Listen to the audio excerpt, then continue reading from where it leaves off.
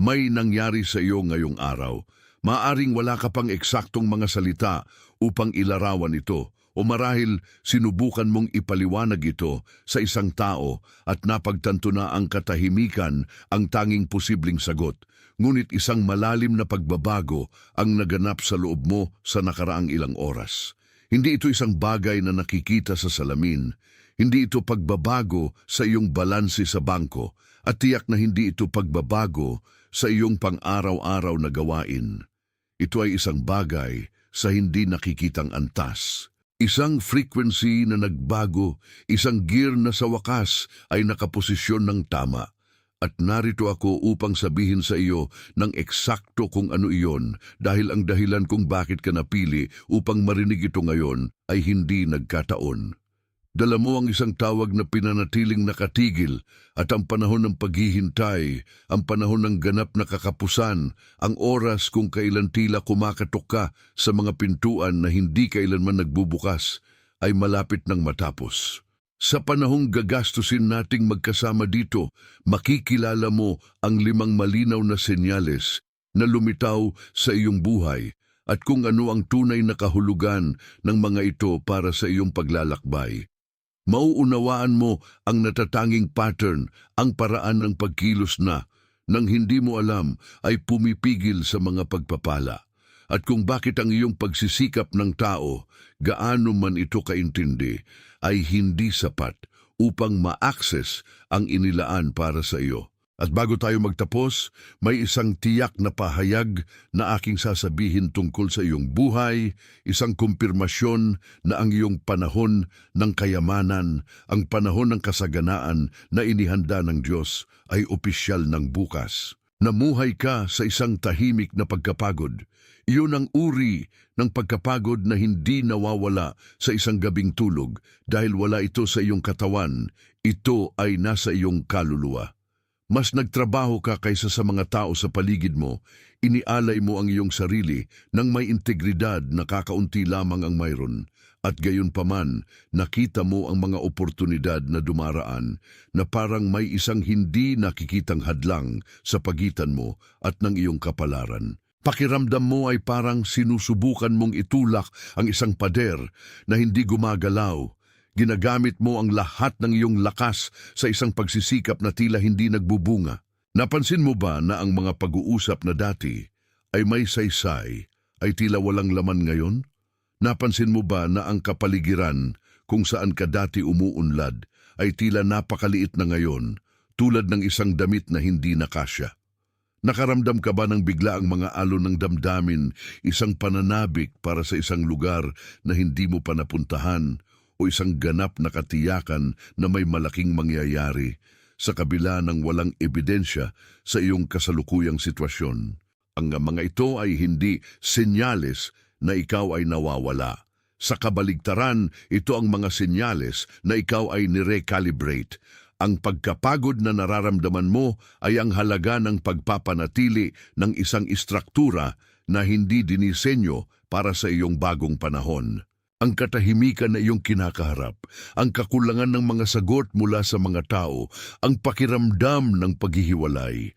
Lahat ng ito ay bahagi ng proseso ng paghihiwalay na kinakailangan upang ang iyong kayamanan ay mapangasiwaan ng may karunungan na ipinagkaloob sa iyo. Hindi ka pinaparusahan.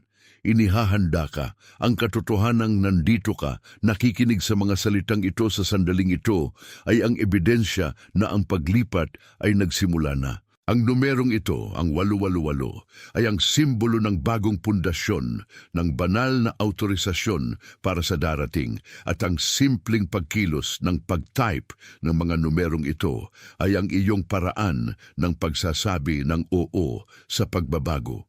Ito ang iyong paraan ng pagtatatak ng pangako sa kung ano ang ginagawa ng Diyos sa iyong buhay ngayon. I-type ang 888 at pagkatapos ay bumalik ka agad sa akin. Dahil ang kailangan nating talakayin sa susunod ay ang layer na nakatago sa ilalim ng lahat ng iyong pakikibaka, ang nakatagong mekanismo na kailangan mong bitawan upang sa wakas ay matanggap ang iyong nararapat. Marami ang naniniwala na ang kayamanan ay dumarating sa pamamagitan ng mas maraming pagsisikap, ngunit ang katotohanang kailangan mong yakapin ay ang iyong pagsisikap mag-isa ay walang kapangyarihan upang buksan ang pinto na kinalagnan ng Diyos. Nag-operate ka mula sa isang sistema ng kaligtasan, isang sistema na minana, marahil mula pa sa mga henerasyon na kailangang lumaban para sa bawat mumo. Natutunan mo na upang makakuha, kailangan mong dumugo. Natutunan mo na kung hindi mo hahawakan ng mahigpit ang mga renda, lahat ay guguho. Ngunit ang paraan ng pag-operate na ito, ang patuloy na tensyon na dala mo, ay eksakto kung ano ang pumipigil sa daloy ng kasaganaan na pumasok. Hindi mo na kailangang lumaban upang makita. Nakita ka na, hindi mo na kailangang sumigaw upang marinig. Ang iyong pangalan ay tinawag na. Isipin ang imahe ng isang bukirin na kailangang iwanang pahinga. Sa loob ng mahabang panahon, ikaw ay tulad ng isang lupain na hindi kailanman nagpahinga, laging gumagawa, laging nasa ilalim ng pangangailangan, laging sinusubukang pakainin ang lahat sa paligid. Ngunit ngayon, nagpasya ang may-ari ng bukirin na oras na upang hayaang magpahinga ang lupa upang ang mga ugat ay makapunta ng mas malalim kaysa dati. Maaaring naramdaman mo ito bilang isang sapilitang paghinto, bilang isang kakulangan ng pag-unlad, ngunit sa katunayan, ito ang sandali kung kailan ang iyong ugat ay nagsimulang maghanap ng malalim na tubig na hindi maiaalok ng ibabaw. Ang iyong naranasan ay hindi isang pagkawala, ito ay isang paghahanda. Lumabas ka mula sa panahon ng kaligtasan upang pumasok sa panahon ng pag-aani. At ang kayamanan na inihanda ng Diyos ay hindi nangangailangan ng iyong desperadong pawis. Ito ay nangangailangan ng iyong pagkakaroon, ang iyong kahandaan na sakupin ang lugar ng karangalan na nakalaan na para sa iyo bago ka pa isinilang. Ang kayamanang ito na papalapit ay hindi lamang pera, hindi lamang ito ang pag-iipon ng mga ari-arian. Ito ang autorisasyon na maging kung sino ka nilikha upang maging. Ito ang kalayaan na hindi na kailangang magpanggap, hindi na kailangang magtago, hindi na kailangang maliitin ang iyong sarili upang magkasya sa kaginhawaan ng iba. Ito ang sandali kung kailan ang iyong boses ay nagiging iyong autoridad. Hindi lamang bilang isang parirala, ngunit bilang isang desisyon. Itay pang ako ay handa na. At pagkatapos, ibaling ang iyong buong atensyon sa akin dahil malapit na tayong pumasok sa pinakamalalim na layer ng paghahayag na ito. Sa loob ng mahabang panahon, naniwala ka na ang iyong halaga ay direktang nakaugnay sa dami ng kargada na kaya mong pasanin sa iyong likod nang hindi kailanman ipinapakita ang bigat. Nilinang mo ang ugali ng tahimik na katatagan, naniniwalang kung patuloy kang lalakad, kahit na may mga bukas na sugat, sa kalaunan ay darating ka sa isang lugar kung saan ang kakapusan ay wala ng kapangyarihan sa iyo. Ngunit may isang pangunahing pagkakamali sa sistemang ito ng pagsisikap ng tao. Isang pagkakamali na napansin mo na kahit na sinubukan mong huwag pansinin. Sinubukan mong magtayo ng isang kastilyo gamit ang parehong mga kasangkapan na ginamit mo sa paghukay ng mga trintsera. Ang pagsisikap na naglabas sa iyo mula sa kaligtasan ay hindi parehong pagsisikap na susuporta sa iyo sa kasaganaan. Ang kasaganaan ay hindi isang tagumpay na iyong inaagaw gamit ang brutal na lakas. Ito ay isang mana na iyong sinisimulang sakupin kapag sa wakas ay nagpasya kang bitawan ang latigo ng pagsasakripisyo sa sarili. Sa loob ng maraming taon, nag-operate ka mula sa isang mekanismo ng pagtatanggol na hinimok ng takot na kung huminto ka, lahat ng iyong natamo hanggang ngayon ay mawawala sa isang kisap mata. Ang kaisipang ito ng kakapusan ay bumulong sa iyo na ang bawat oportunidad ay ang huli, na ang bawat saradong pinto ay isang pinal na hatol sa iyong layunin. Ngunit ang hindi mo naunawaan ay ang siklong ito ng kaligtasan ay hindi ang iyong kapalaran. Ito ay ang lugar ng pagsasanay lamang. Ang pagod na nararamdaman mo ngayon ay hindi senyales ng kahinaan. Ito ang babala na ang kontrata sa kakapusan ay nag-expire na. Tinawag ka para sa isang bagay na mas malaki, ngunit ang iyong kamay ay nakakuyom pa rin. Hawak ang nakaraan, hawak ang takot, hawak ang pangangailangan na kontrolin ang bawat detalye ng daan. Isipin ngayon ang bukirin na binanggit ko kanina. Isipin ito hindi bilang isang nakalimutang piraso ng lupa, ngunit bilang isang kanlungan. Kapag nagpasya ang isang magsasaka na ang isang lupa ay dapat magpahinga, hindi niya pinababayaan ang bukirin.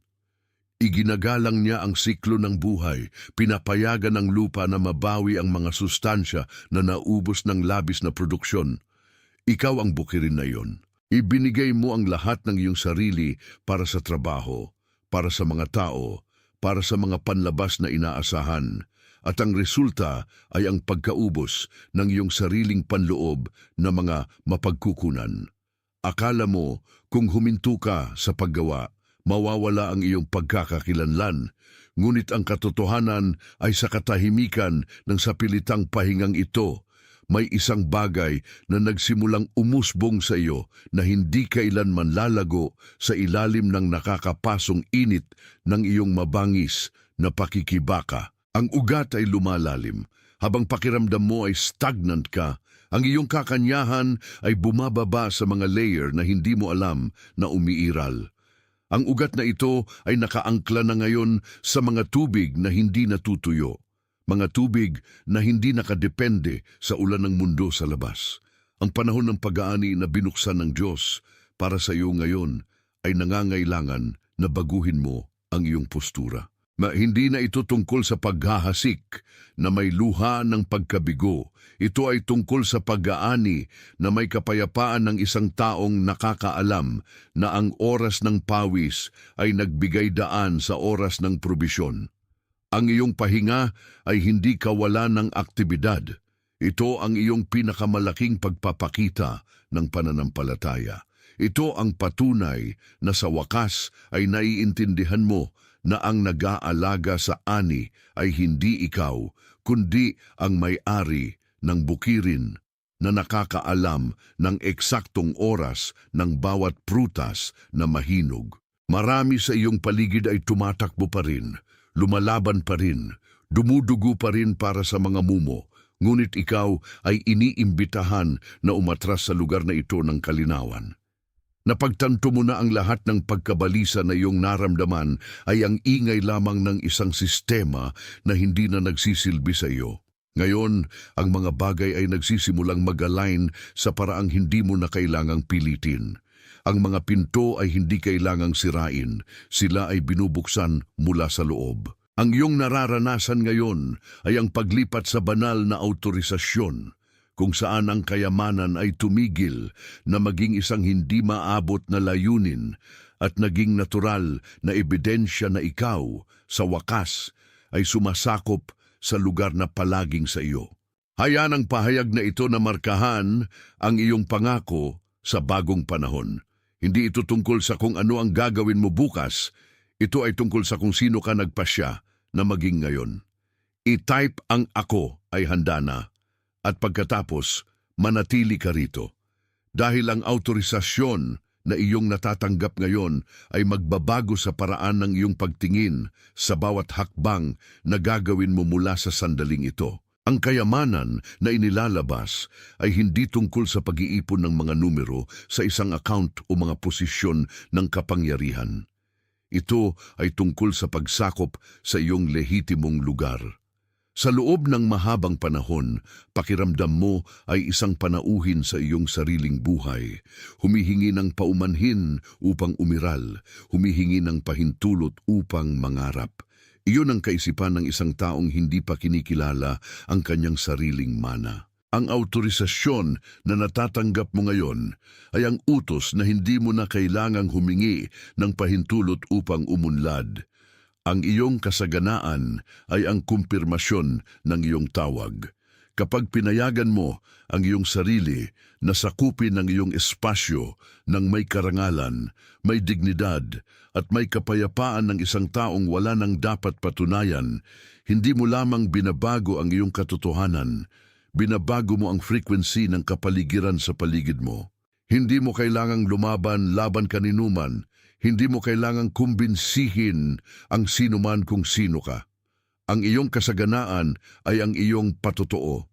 Ito ang malinaw na sagot sa lahat ng nag-alinlangan at higit sa lahat ng sandali na nag-alinlangan ka sa iyong sarili. Ang inakala mong iyong wakas ay ang pruning lamang. Ang inakala mong iyong pagkatalo ay ang paghahanda lamang para sa kadakilaan na hindi ka pa handang dalhin. Ngayong ang ugat ay umabot na sa kinakailangang lalim. Ang prutas na darating ay imposibleng mabuwal. Ito ay solid, ito ay totoo, at ito ang patunay na hindi ka lamang nakaligtas, ngunit namulaklak ka ng eksakto kung saan ka itinanim ng Diyos. Pakiramdam ang autorisasyong ito na dumadaloy sa iyong katawan mula sa tuktok ng iyong ulo hanggang sa talampakan ng iyong mga paa. Tulad ng isang agos ng pahintulot na naglalabas ng bawat tensyonadong kalamnan, bawat pag-iisip ng kakapusan, at bawat takot sa hinaharap. Ikaw ay inuutusan na mabuhay ang ani, at ang ani ay sagana, ito ay pare-pareho, at ito ay ginawa para sa iyo. Huwag itong gawin bilang isang mekanikal na kilos o bilang isang numero upang pakainin ng mga sistema, kundi bilang isang malalim na pagsang-ayon, isang espiritual na selyo na ang pinangalanan dito ay ang katotohanan tungkol sa iyong paglalakad.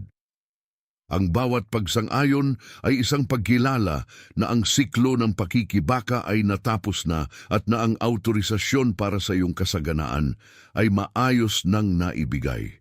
Manatili sa katahimikan sandali, nararamdaman ang kapayapaan na dulot ng pagtanggap na ito dahil ang kaluwagan ng hindi na kailangang magpanggap na maayos ang lahat ay ang unang hakbang patungo sa kaganapan na darating. Habang inaangkla mo ang bagong kamalayang ito, may isang tao sa iyong malapit na bilog na desperadong nangangailangan na marinig ang tawag na ito ng kaluwagan. Pagnilaya ng taong iyong kilala, isang taong nagtrabaho ng higit pa kaysa sa lahat ng nasa paligid niya, ngunit gayon paman ay lumalakad na may pagkapagod na walang makita.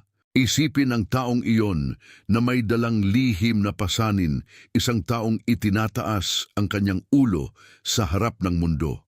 Ngunit sa katahimikan ng gabi ay nakakaramdam ng hindi nakikita at walang magawa, na parang kumakatok sa mga pintuan na nagpipilit na manatiling nakalak. Ang mukha ng taong iyon ay lumilitaw sa iyong isipan ngayon. Hindi ito aksidente, ito ay isang pagturo. Ipadala ang nilalamang ito sa kanya. Hindi bilang isang kaswal na rekomendasyon, kundi bilang isang paghahatid ng pangangalaga at ministeryo, isang direktang paalala na ang kanyang panahon ng tagtuyot ay malapit na ring matapos at na ang iyong pamamagitan ay ang tulay upang siya rin ay makatanggap ng kanyang sariling autorisasyon. Ngayon, bago tayo magpatuloy sa pagtatapos ng pagpupulong na ito, kailangan nating itala ito sa antas ng pagkakakilanlan. Huwag itong itype bilang isang pagnanais o bilang isang kahilingan para sa isang bagay na hindi pa umiiral. I-type ang mga ito bilang isang huling kumpirmasyon, isang utos ng pag-aari sa panahon ng kayamanan na kasalukuyang nagaganap. Ang kumikilala sa kanyang sariling pagkakapili ay lumalakad ng iba, nagsasalita ng may natatanging autoridad at umaakit ng kasaganaan bilang isang natural na refleksyon ng kanyang bagong kalikasan. Ang iyong espiritu ay nagbibigay ng pahintulot na kulang upang ang mga pintuan ng baha ay tuluyang bumukas. I-type ang ako, ang pinili. Nang mahinahon, nararamdaman ang bawat titik, pinapayagan ang iyong kamay na ukit ang katotohanan ito sa larangan ng enerhiya na nag-uugnay sa atin. Ikaw ay inuutusan na mabuhay ang bagong panahong ito. Ikaw ay may kakayahang tumanggap ng ani na inihanda sa panahon ng iyong mahabang taglamig. Ikaw ay pinahintulutan na iwanan ang balabal ng kakapusan at isuot ang dignidad ng iyong tunay na mana. Madalas, sinusubukan ng iyong isip na isalin ang panloob na paggalaw na ito bilang isang tagumpay na kailangang planuhin, kalkulahin o makuha sa pamamagitan ng mga estratehiya ng tao. Ngunit ang katotohanang inihahayag natin dito ay mas malalim at mas simple kaysa sa anumang plano sa negosyo o pagsisikap ng kalooban. Gumugol ka ng mga taon sa paniniwalang upang ma-access ang kasaganaan. Kailangan mong maging ibang tao, kumilos sa ibang paraan, o pilitin ang mga pinto ng katotohanan upang sumuko sila sa iyong presyon. Iyon ang iyong pagsasanay sa kaligtasan, isang mekanismo na naging kapaki-pakinabang sa isang panahon kung saan ang kakapusan ay ang iyong tanging sanggunian, ngunit ang panahong iyon ay nasa likod na. Ngayon, ang kayamanan na papalapit ay hindi isang premyo na napanalunan mo sa pamamagitan ng merito ng pagsisikap. Ito ay isang autorisasyon na natatanggap mo sa pamamagitan ng pagkakahanay ng pagkakakilanlan. Obserbahan kung paano sa mga nakaraang panahon ang lahat ng pagtatangka na pilitin ang mga sitwasyon na hindi pa handang mangyari ay nagresulta lamang sa isang pagkapagod na tila walang katapusan. Ang tinawag mong hadlang ay sa katunayan, isang sapilitang pahinga, isang paraan upang pigilan kang gastusin ang iyong mahalagang enerhiya sa mga bukirin na walang binhi ng iyong ani. Isipin ang isang magsasaka na sa panahon ng matinding tagtuyot, desperadong sinusubukang magtanim sa isang lupa na hindi pa nakatanggap ng kinakailangang ulan. Napapagod siya, nadudumihan ang kanyang mga kamay, naghihintay siya ng pag-usbong na hindi darating. Hindi dahil sa kawalan ng pag-aalaga, kundi dahil sa kawalan ng oras. Ikaw ay nasa lupang iyon. Idalagaan mo, naghintay ka, pinanatili mong buo ang iyong pag-asa. At ang katapatan na iyon, sa dilim, ang naghanda ng iyong sistema upang suportahan ang kasaganaan na dumarating ngayon. Ang metapora dito ay malinaw. Ang pag-aani sa panahon ng pahinga ay hindi ang sandali kung kailan ka tumakbo, kundi ang sandali kung kailan ka naghahanda upang matanggap ang handa ng ibigay ng lupa. Ang iyong pahinga ay hindi isang pagkakamali sa landas. Ito ay isang paghahanda ng ugat, isang ugat na masyadong mabilis lumaki nang walang tamang pagpapalalim ay hindi kayang suportahan ang mga prutas ng isang malaking panahon ng kayamanan. Kaya naman, lahat ng naramdaman mong pagkaantala tulad ng isang preno sa iyong buhay ay sa katunayan ng kinakailangang proteksyon upang ang iyong pundasyon ay hindi bumigay kapag ang kasaganaan ay sa wakas dumating. Hindi ka tumigil, ikaw ay inaayos. At ngayon, ang autorisasyon na nararamdaman mong dumarating ay ang kumpirmasyon na ang iyong istruktura ay sa wakas handa ng pasanin ang bigat ng responsibilidad na dala ng kayamanan. Ito ay hindi isang kahilingan, hindi ito isang inaasahan tungkol sa hinaharap. Ito ang deklarasyon ng isang estado ng pagiging. Sa pag-type ng 3 salitang ito, ipinapakita mo ang iyong pagsang-ayon sa proseso na sinimulan na ng iyong espiritu. Sinasabi mo na, anuman ang ipakita pa ng panlabas na mundo, ang iyong bahagi sa paglipat ay tapos na. Ang iyong kahandaan ay ang susi na nagbubukas ng daloy. I-type ang ako ay handa na.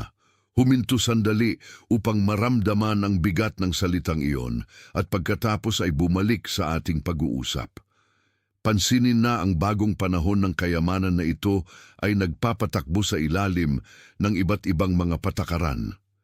Dito, ang pag-iipon ay hindi ang layunin. Ang layunin ay ang pananakop. Wala ka rito upang mag-ipon ng mga bagay na mabigat, kundi upang sakupin ang lugar na nakalaan na para sa iyo sa tila ng katotohanan ito. Ang kasaganaan, Sa pinakadalisay nitong anyo ay ang paglalahad ng iyong sariling kalikasan sa isang kapaligiran na sa wakas ay kumikilala kung sino ka.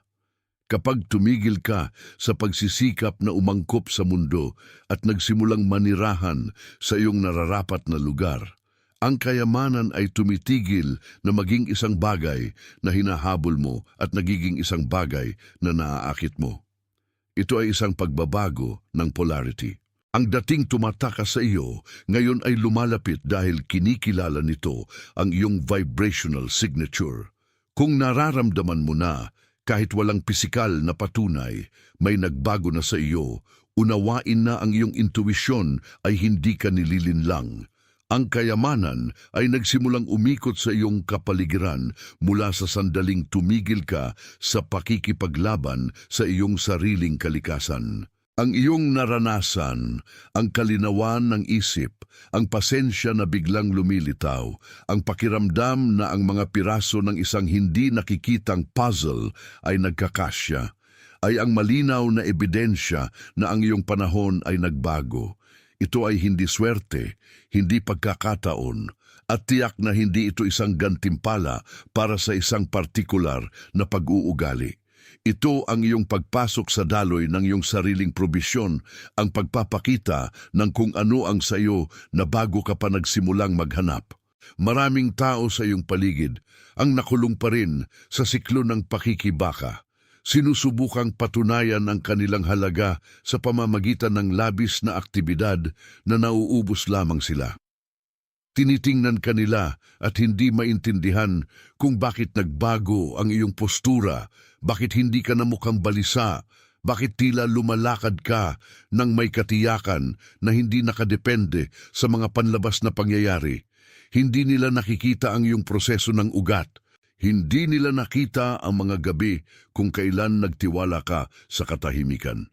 Kaya naman, ang iyong presensya ngayon ay isang imbitasyon para sa kanila na isaalang-alang din na may ibang paraan ng pamumuhay, isang paraan na nakabatay sa pagiging at pagtanggap sa halip na paggawa at pagdurusa. Kung kinikilala ng iyong kaluluwa na ito ang sandali, kung kailan ang iyong pag-unawa sa kasaganaan ay sa wakas nagbago ng antas, alamin na ang kalinawan na ito ay isang regalo na dala mo na ngayon. Ang kayamanan na dumarating para sa iyo ay hindi lamang para sa iyong individual na kaginhawaan. Ito ay upang suportahan ang pangitain na inilagay sa iyo, upang bigyang daan ang layunin na sinimulan mong intuihin, ngunit tila napakalaki upang mapanatili ng iyong dating katotohanan. Ngayon ang katotohanan ay lumawak, ang bukirin ay inihanda, ang binhi na dinala mo sa mga panahon ng tagtuyot ay sa wakas na tagpuan ang matabang lupa ng iyong sariling autorisasyon. Huwag subukang kontrolin ang paraan kung paano magpapakita ang kayamanang ito. Maaaring dumating ito sa pamamagitan ng mga bagong oportunidad ng serbisyo, sa pamamagitan ng isang ideya na akala mo ay maliit, sa pamamagitan ng isang muling pagkikita sa isang taong nagdadala ng nawawalang piraso, o simpleng sa pamamagitan ng isang kapayapaang napakalalim na ang iyong pangunawa ay nagiging matalas na parang talim na nagpapahintulot sa iyo na gumawa ng mga desisyon na nagbubukas ng mga landas ng madalian. Ang anyo ay pangalawa, ang mahalaga ay ang pinagmulan, at ang pinagmulan mula ngayon ay walang harang. O tingnan mo ang iyong like bilang isang tatak ng pagsang-ayon. Kung ang aking sinabi ay sumayad sa katotohanang matagal mo nang itinatago sa sarili, hayaang ang iyong kilos na iyon ang maging iyong amen na walang salita. Hindi ito tungkol sa bilang o sukatan ng social media. Ito ay tungkol sa marka ng iyong pagsang-ayon sa inihayag. Ang maliit na pagpindot na iyon ay ang iyong pangako na hindi ka nababalik sa pag-iisip ng kakulangan. Kinikilala mo, sumasang-ayon ka at tinatatakan mo ang pagkaunawa na ang iyong panahon ng kasaganaan ay nagsimula na. Panatilihin ang ganitong paninindigan. Lumakad na dala ang ulo ng isang taong alam na ang supply ay hindi nagmumula sa takot, kundi sa iyong koneksyon sa mismong kakanyahang inilaan upang umunlad. Ang takot ay isang alaala ng iyong nakaraan. Ang katiyakan ay ang wika ng iyong kasalukuyan. May isang tao sa iyong malapit na bilog, isang taong may dalang pasanin na walang ibang napapansin, na ang mukha ay may tanda ng walang tigil at hindi nakikitang pagsisikap. Ang taong ito ay sumusubok, gamit ang lahat ng kanyang lakas, na panatilihin ang isang pangarap na tila gumuguho habang sinusubukan niyang itayo ito. Isang taong ang puso ay pagod ng maghintay sa isang pintong matigas na nananatiling sarado. Ang kanyang mukha ay pumasok sa iyong isipan habang pinag-uusapan natin ang paglipat mula sa pakikibaka patungo sa ani, at ito ay hindi nagkataon. Ipadala ang nilalamang ito sa kanya, hindi bilang isang ordinaryong mungkahi, kundi bilang isang paghahandog, isang paglilingkod ng kaginhawahan para sa isang taong sa isang sandali nakalimot na nagbago na ang panahon. Iabot sa kanya ang susi na katatanggap mo lamang, sapagkat ang nagpapalaya sa iyo ay may kapangyarihan ding buksan ang daan ng taong kasabay mong naglalakad sa parehong tahimik na pagkahapo. Ngayon, bago natin isara ang siklong ito ng paghahayag, kailangan kong itatag mo ang isang huling punto ng angkla. Hindi ito pag-asa ni isang panandaliang hangarin. Ito ay isang pahayag ng pagkatao. Isulat sa mga komento ang pangungusap na, "Ako ang pinili." Huwag mong isulat ng nagmamadali. Damhin ang bawat salita habang itinatala ng iyong mga daliri ang kinilala na ng iyong espiritu bilang lubos na katotohanan. Habang nagtatype ka, hindi ka lamang nagiiwan ng tala, tinatatakan mo sa iyong sariling kamalayan na ang kakulangang iyong naranasan hanggang ngayon ay nakaraan na. At ang kasaganaang bumubukas ngayon ay ang iyong kasalukuyang tahanan. Hayaang ang pagpapatunay na ito ay umalingaw-ngaw sa loob mo bilang lagda ng isang kontratang pirmado na ng kataas-taasan. Ikaw ay nakatuon sa katotohanan ngayoy nagpapalaya sa iyo. Ikaw ay isinugo upang mabuhay mula sa bagong ani na ito, hindi na nakadepende sa iyong pawis, kundi sa iyong kahandaang tumanggap. Ikaw ay isinugo upang lumakad sa lupa, taglay ang autoridad ng isang taong nauunawaan na ang kayamanan ay likas na bunga ng sinumang nakahanay sa kanyang banal na layunin. Ngayon, sa mismong sandaling ito, sa lahat ng dako ng mundo, may iba pang mga kaluluwang nakikinig sa parehong mga salitang ito. Kinikilala ang katapusan ng kanilang sariling panahon ng ilang at ang simula ng kanilang ani. Hindi ka nag-iisa. May isang hindi nakikitang lambat ng mga taong tulad mo tumigil na sa pakikipaglaban sa agos upang sa wakas ay hayaang ang buhay ang maghatid sa kanila sa kanilang nararapat na dako. Ikaw ay bahagi ng isang bagay na mas malaki. Isang bagay na hindi nangangailangan ng ingay upang maging totoo at tiyak na dahil sa katahimikang ito, nananatiling hindi matitinag ang iyong katotohanan. Selyado na.